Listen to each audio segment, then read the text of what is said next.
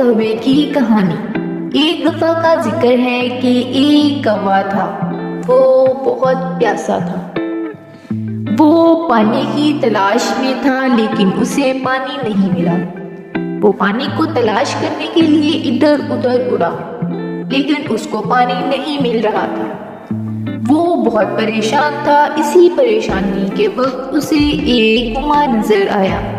جب وہ کنویں کے پاس گیا تو اس نے دیکھا کہ کنویں میں پانی بہت گہرا تھا اور پینے کے قابل نہ تھا۔ وہ کنویں پر بیٹھ گیا اور بہت پریشان ہوا اور دکھی بھی، کیونکہ اسے بہت زیادہ پیاس لگی ہوئی تھی۔ اسی دوران اس نے وہاں پر ایک گھڑا دیکھا۔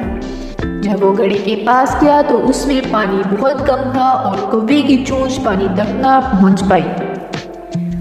وہ وہاں پر بیٹھ گیا اور اس طرح کی سوچنے لگا۔ اسی وقت اس کے دماغ میں ایک ترکیب آئی۔ اس نے اپنی چونچ سے گھڑے کو توڑنے کی بہت کوشش کی لیکن گھڑا نہ ٹوٹ سکا۔ لیکن اسی وقت اسے پاس میں پڑے ہوئے کچھ کنکر نظر آئے۔ کوے نے اپنی چونچ کی مدد سے وہ کنکر اٹھا کے گھڑے میں ڈالنا شروع کر دیے۔ وہ گھڑے کے اندر کنکر ڈالتا رہا یہاں تک کہ گھڑا پانی سے اوپر تک بھر نہیں گیا۔